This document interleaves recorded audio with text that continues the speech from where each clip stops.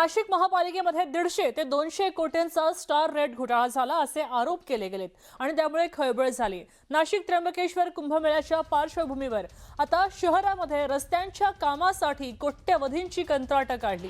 सुरुवातीला बाजारभावापेक्षा कमी दरामध्ये कंत्राटं काढली असे दावे करणाऱ्या महापालिकेमध्ये स्टार रेटच्या नावाखाली कंत्राटदारांना कोट्यवधींची खैरात वाटली गेली आहे। त्याचं घडलंय असं की जागतिक महामारी, युद्धजन्य परिस्थिती किंवा मूळ कंत्राटात उल्लेख नसलेली कामं नव्यानं समाविष्ट केली तर भविष्यातली दरवाढ लक्षात घेऊन स्टार रेट दिला जातो। पण नाशकातल्या अर्धवट रस्त्यांच्या कामांची पोलखोल केवळ 2 दिवसांच्या पावसानंतर झाली आणि त्यानंतर कंत्राटदारांवर कारवाई करण्याऐवजी स्टार रेटच्या नावाखाली कोट्यवधींची खैरात वाटली आहे।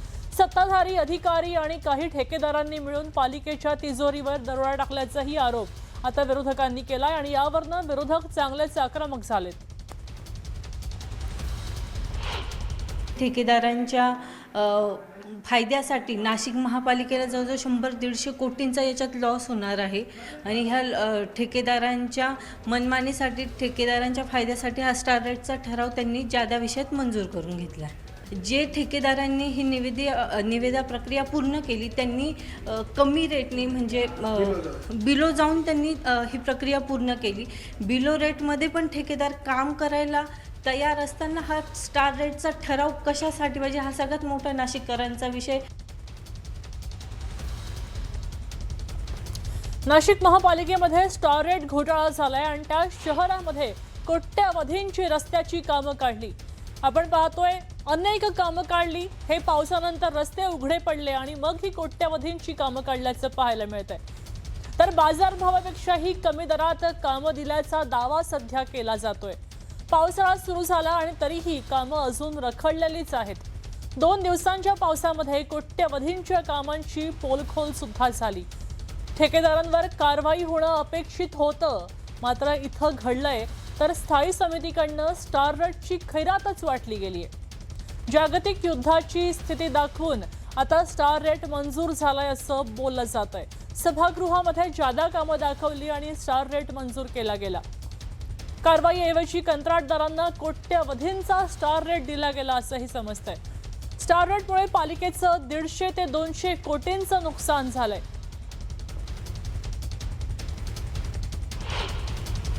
मग याच्यात आर्थिक देवाणघेवाण झाली आहे, कारण की एका बाजूनी संपूर्ण निकृष्ट दर्जाचे कामं केले जात आहे, काम वेळेत देखील संपवलं जात नाही आहे। मग अशा ठेकेदारांवर तुम्ही कारवाई केली पाहिजे, त्यांना ब्लॅकलिस्ट केलं पाहिजे, त्यांच्यावर दंडात्मक कारवाई केली पाहिजे, पण असं कुठेच होत नाही। मग माझा एकच प्रश्न आहे की उलटं तुम्ही त्यांना पैसे देताय, मग तुम्ही त्यांच्यावरती मेहरबान का होताय? त्यानंतर याच्यासाठी कुठेतरी शासनाची परमिशन पाहिजे। स्टार रेट देताना तर तुम्ही स्टँडिंगवरती स्टार रेट मंजूर करून घेतला, तुम्हाला स्टार रेट हा कॅन्सलच करावा लागेल। हा नाशिककरांचा करातून आलेला मेहनतीचा पैसा आहे, हा आम्ही तुम्हाला नागपूर व गुजरातच्या ठेकेदारांच्या घशात जाऊ देणार नाही। शॉर्ट टर्म पिरियडचे टेंडर असतात म्हणून आणि इथे काही होता की 2-3 वर्षापासून ते देत नव्हते, पण आता वॉरची जी सिच्युएशन आली आहे, आपण ऑलरेडी सिन्सर टेंडरमध्ये पकडलाच आहे जे आपले रूल्स आणि रेग्युलेशन्सप्रमाणे। नंतर नॅशनल हायवेने पण एक त्याच्यात हे काढलं आहे, सर्क्युलर काढला आहे की ते दिले पाहिजे। आणि आपले जे रेग्युलर आपले बजेटचे जे टेंडर होते त्याच्यात ते नव्हता, परंतु आता हे जे रेट्स जसे वाढले आहे बिटुमिनचे आणि त्याची कमतरता झाली आहेत, तर त्यामुळे हे खूप गरजेचं होतं। अदरवाईज आपले काम होणार नाही, इवन खड्डे पण भरले जाणार नाही जर आपण हे केलं नसता। आणि आपण ऑलरेडी जे GR आहे त्याप्रमाणेच केलेलं आहे। आपल्यासोबत लक्ष्मण घाटोळ थेट नाशिकमधनं जोडले गेलेले आहेत। लक्ष्मण, आपण पाहतोय या ठिकाणी खड्डे पडलेले आहेत, रस्त्यावर खड्डे दिसतायत आणि महापालिकेनं स्टार रेटच्या नावाखाली निधींची खैरातच वाटली आहे। पालिकेकडनं याविषयी काय भूमिका घेतली जाते? मृगा, आपण या सगळ्या प्रकरणाकडे जर बघितलं तर याला एक नाव अतिशय साजेसं आहे, ते म्हणजे नाशिक महानगरपालिकेचा हा स्टार घोटाळा आहे। नेमका स्टार घोटाळा म्हणजे काय? नाशिक महानगरपालिकेने स्टार रेट मंजूर केलेला आहे। हा स्टार रेट नेमका कधी दिला जातो?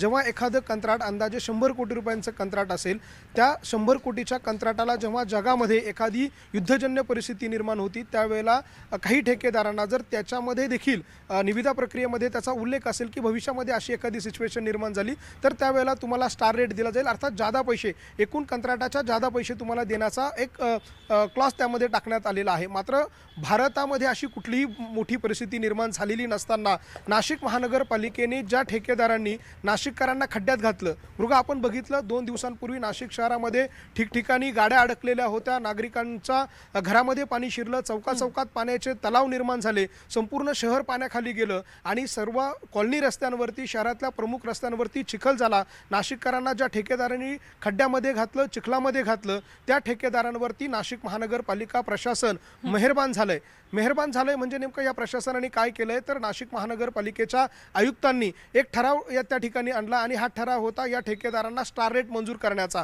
अर्थात जे शहरामध्ये डांबरी रस्ते केले जातात या रस्त्यांसाठी स्टार रेट मंजूर करण्यात आला. अर्थात आपत्तीच्या काळामध्ये अधिकचे पैसे या ठेकेदारांना द्यायचे. का द्यायचे तर जागतिक महागाई देशामध्ये निर्माण झालेली आहे, मग डांबराचा भाव वाढलाय, मग तिकडे पेट्रोलचा भाव वाढलाय, मग त्याची भरपाई म्हणून ठेकेदारांना हा स्टार रेट मंजूर करून जादा पैसे द्यायचे, अशा प्रकारचा हा प्रस्ताव आणला. आणि हा प्रस्ताव उघडपणे आणला नाही तर जादा विषयांमध्ये आणला. जी नाशिक महानगरपालिकेच्या स्थायी समितीची सभा झाली त्या सभेवरती हा विषय आणला नाही तर जादा विषयांमध्ये हा विषय मंजूर केला. याच्या माध्यमातून नाशिक महानगरपालिकेच्या तिजोरीवर तब्बल 150 ते 200 कोटी रुपयाचा अतिरिक्त भर जी आहे ती पडणार आहे आणि त्याचा नुकसान जे आहे ते नाशिककरांचं होणार आहे. म्हणून मृगा म्हणणं हेच आहे नाशिककरांचं की ज्या ठेकेदारांवर कारवाई करणं अपेक्षित आहे, त्यांना ब्लॅकलिस्ट करणं अपेक्षित आहे, तुम्ही त्यांना मेहरबानी दाखवताय, त्यांना स्टार रेटच्या माध्यमातून अतिरिक्त पैसे देताय आणि निश्चितपणे हे सगळं धक्कादायक आहे आणि थोडी तिडकी रक्कम नाहीये. 200 कोटी 250 कोटी रुपयांच्या जवळपास ही अधिकची रक्कम या ठेकेदारांना दिली जाणार आहे. त्यामुळे नाशिककरांची या सगळ्या प्रकारावर नाराजी आहे आणि हा स्टार रेट या ठेकेदारांना देऊ नये, त्यांच्यावर कारवाई करावी. त्यांनी नाशिककरांना खड्ड्यात घातलं. धन्यवाद लक्ष्मण सविस्तर माहितीसाठी. तेव्हा आता आयुक्त याला काय उत्तर देत आहेत स्थानिकांना ते पाहणं महत्त्वाचं आहे.